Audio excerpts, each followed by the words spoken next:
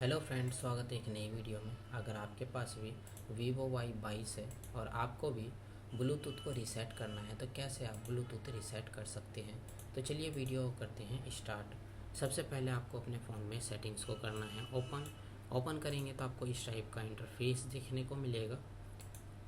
ऊपर की तरफ स्क्रॉल करना है। स्क्रॉल करेंगे तो आपको सिस्टम पर क्लिक करना है, रीसेट्स ऑप्शंस पर क्लिक करना है। उसके बाद जो है आपको reset wifi mobile and Bluetooth पर क्लिक करना है।